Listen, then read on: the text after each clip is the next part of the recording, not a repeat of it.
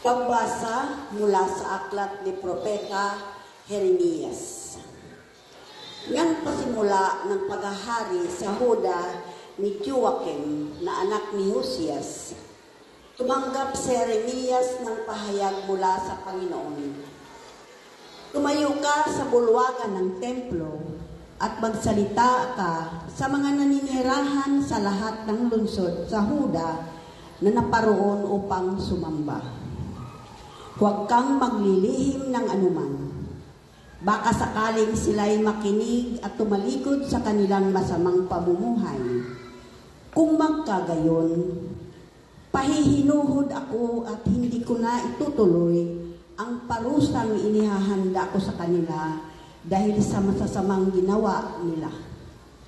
Sasabihin ko sa kanila, sinabi ng Panginoon, kung hindi kayo makikinig sa akin, at kung hindi ninyo susundin ang mga utos ko sa inyo, at di ninyo pakikinggan ang sinasabi ng propetang sinugo ko sa inyo, ang templong ito'y itutulad ko sa silo at gagamitin ng mga bansa ang pangalan ng lungsod na ito sa panunungayaw. Ang pahayag na ito ni Jeremias ay napakinggan ng mga saserdote, ng mga propeta, at ng lahat ng taong nasa templo ng Panginoon. Pagkatapos niyang magsalita, si Jeremias ay dinakip nila. Dapat kang mamatay. Bakit nagpapahayag ka sa pangalan ng Panginoon na matutulad sa selo ang templong ito? Mawawasak ang lungsod at walang matitirang sino man, at siya'y pinaligiran ng mga tao. Ang salita ng Diyos. Salamat sa Diyos. Panginoon, iyong dinggin, akong iyong ginigiliw. Panginoon, iyong dinggin, akong iyong ginigiliw. Ang nangamumuhi ng walang dahilan, higit na marami sa buhok kong taglay. Daming sinungaling na nagpaparatang, ang hangad sa akin ako ay mapatay. Ang pag-aari kong di naman ninakaw, nais nilang kunit, dapat daw ibigay. Panginoon, iyong dinggin, akong iyong ginigiliw. Dahilan sa iyo, ako'y inaglahi, napahiyang lubos sa pagkaunsyami. Sa mga kapatid, parang ako'y iba.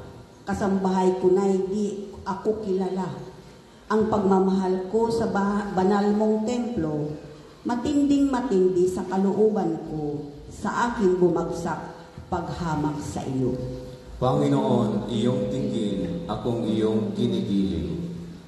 At sa ganang akin, ako'y dadalangin. Sa iyo, upoon, sana'y iyong dinggin. Sa mga panahon na iyong ibigin, dahilan sa dakilang pag-ibig sa akin, ang iyong pangakong pagtubos ay sundin. Panginoon, iyong dinggin, akong iyong ginigiliw. Balita sa inyo ngayon, salita ng Panginoon, iiral habang panahon.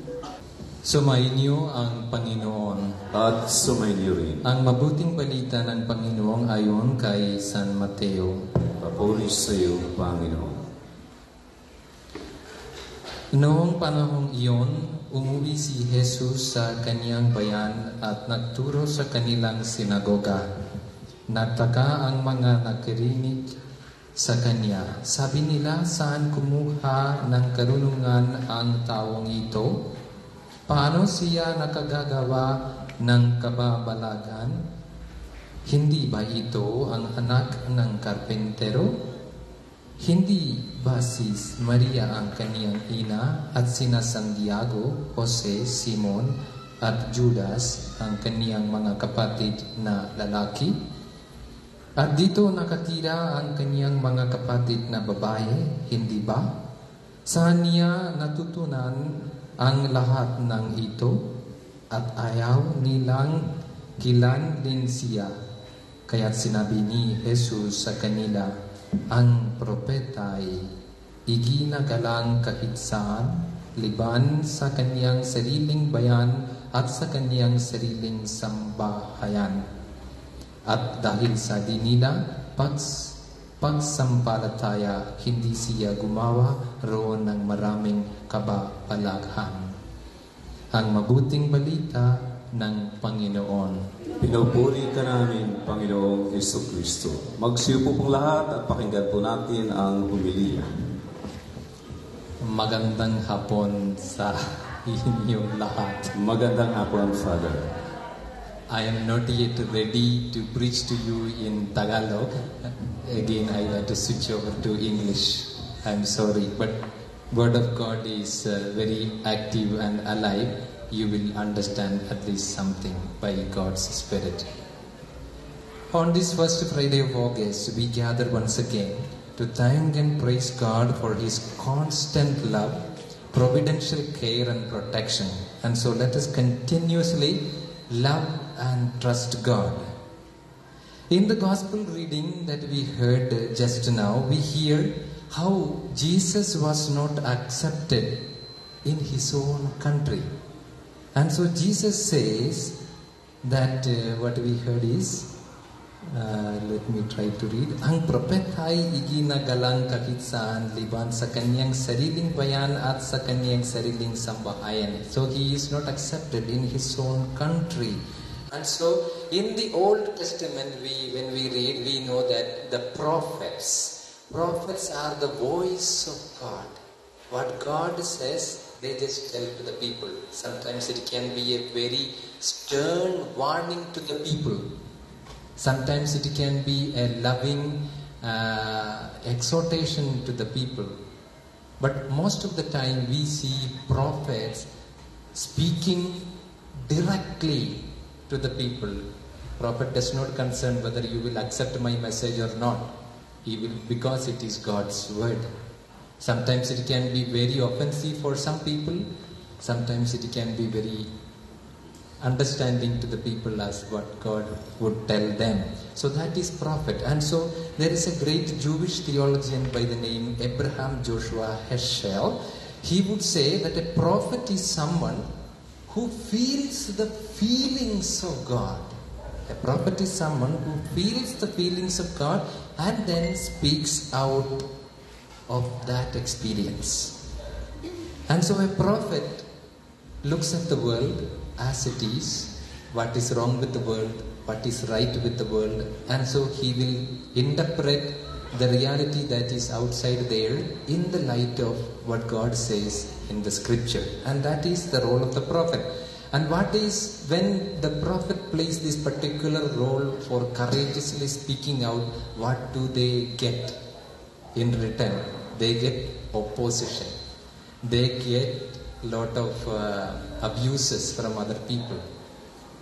And so in the gospel reading we heard today, the people were not willing to accept the Lord and His words, and so they took offense at Jesus. And the world that we live in is not very different from the world or the living conditions when Jesus Himself came in the flesh. For example, just on the 27th of July last month, today is only 2nd of August, 27th of the July was the opening of the Olympic game in Paris. And so in the opening ceremony, they took offense at Jesus. How? They made the mockery out of the Last Supper. See, what Jesus says and Jesus' words are offensive to the world and the worldly values outside there. And so what we see in the scripture is that most of the prophets who came before Jesus, they met rejection and opposition. We have Prophet Elijah, we have Prophet Elisha. We know the case of Prophet Elijah. He was even actually running after for fear of being killed by the Queen Jezebel. We know what happened to the last prophet before Jesus, John the Baptist. He spoke out the truth because Herod was keeping an unlawful wife, Herodias. You know what happened to him? He lost his head. And you know, Jesus Christ, God Himself came down, and the world was so much opposing to Him. And what did we get? The world killed Jesus. And we who are followers of Jesus, when we stand for truth, when we stand for values, be sure you get opposition, rejection, and lot of abuses. But still, what sustains you and I is we continue speaking, we continue witnessing the love of God, and then there will be miracles. And the people there, his own people in the native town, the gospel is clear saying that he could not work many miracles there. Why? Because they saw what was familiar to them. So they did not make an attempt to know Jesus deeply. There is a danger for all of us too. Too much familiarity will lead to contempt. And so what happened? We profess ourselves as Catholics. We definitely have First Friday devotions and come to the church, or we visit the churches, or go and receive communion, confession, and all those kind of things. When we become too much familiarized with that, I'm not saying that we do not need to have familiarity. We need to have, but we need to rise above that and create a kind of personal knowledge of Jesus. Take out your scripture, read, get to know Him more. Get to know Him what Jesus actually wants. Get to know what actually Jesus is doing for you.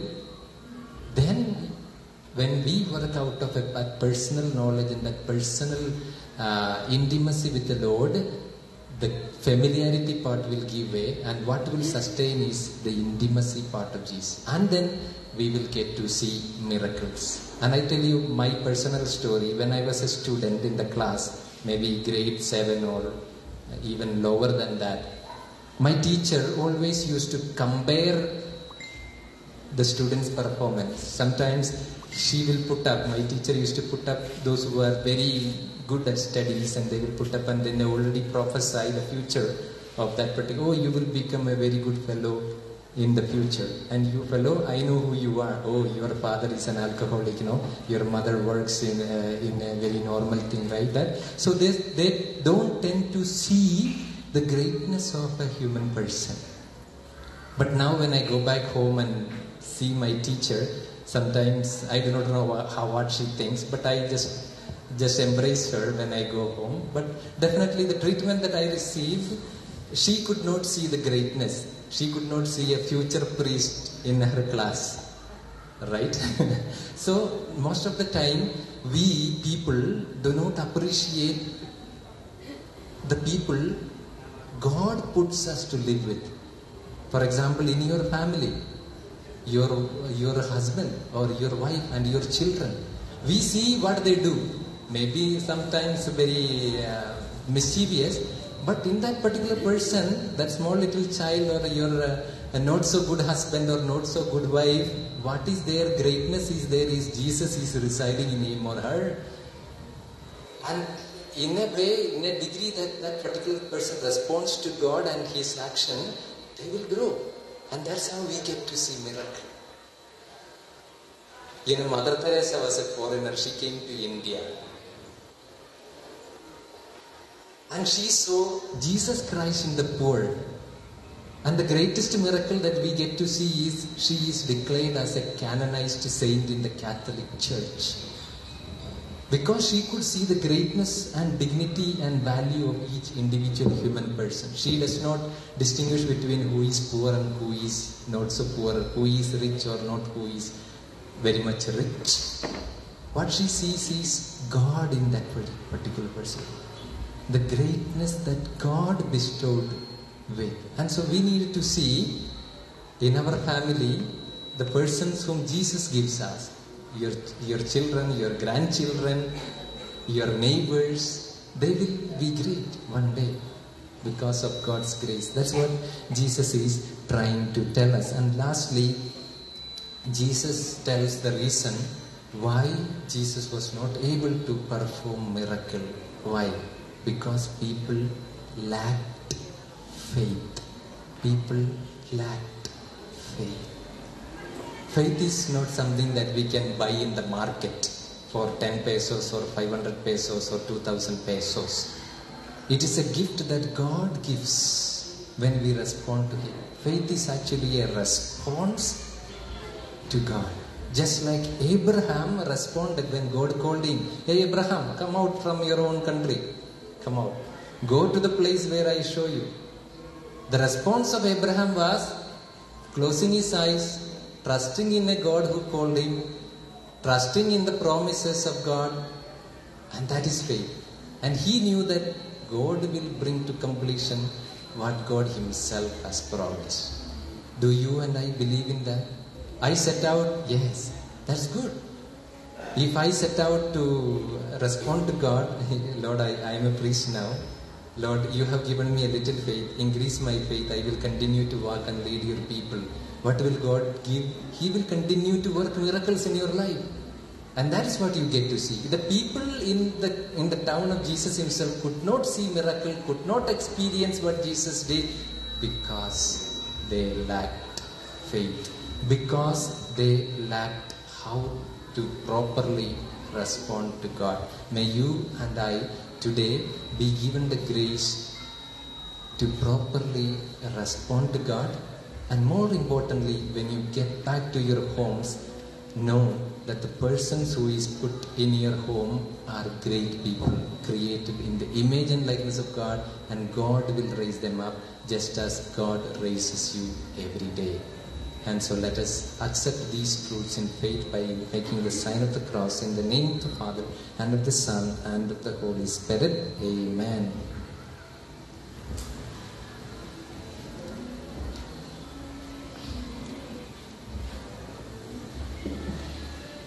I will say that.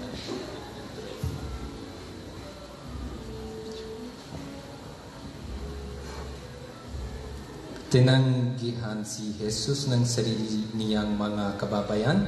May pananalig natin tanggapin siya bilang ating Panginoon at tagapagligtas. Let your response be, Jesus, ipagdanggal ka nawa ng aming buhay. Jesus, ipagdangal ka nawa ng aming buhay. Ang mga pinuno ng simbahan naway magpahayag ng salita ng Diyos nang may katapangan at may pananalig na isabuhay ito. Manalangin tayo sa Panginoon. Jesus, ipagdangal ka nawa ng aming buhay. Tayo naway mapalakas sa maalab at walang takot na pagpapahayag ng mensahe ng Ebanghelyo sa ating tahanan at kapitbahayan. Manalangin tayo sa Panginoon. Jesus, ipagdangal ka nawa ng aming buhay. Ang mga misyonero naway maging mapagtiis at huwag manghina ang kalooban sa paghahasik ng mensahe ng Diyos sa mga lugar na hindi pa tumatanggap nito. Manalangin tayo sa Panginoon. Jesus, ipagdangal ka nawa ng aming buhay. Ang mga magulang ng may kapansanang mga anak, ang mga nag-aalaga sa matatanda, at lahat ng nagdurusa sa kani-kanilang tahanan o sa ospital, naway maging mga tahimik na ehemplo at saksi sa pag-ibig ng Diyos. Manalangin tayo sa Panginoon. Jesus, ipagdangal ka nawa ng aming buhay. Ang mga namimighati sa pagkawala ng kanilang mga mahal sa buhay, naway kalingain ng Diyos. Manalangin tayo sa Panginoon. Jesus, ipagdangal ka nawa ng aming buhay. Diyos Ama sa langit, nananalig kaming nananalangin sa iyo na pakikinggan mo ang aming mga mithiin. Hinihiling namin ito sa pamamagitan ni Kristo ang aming Panginoon. Amen.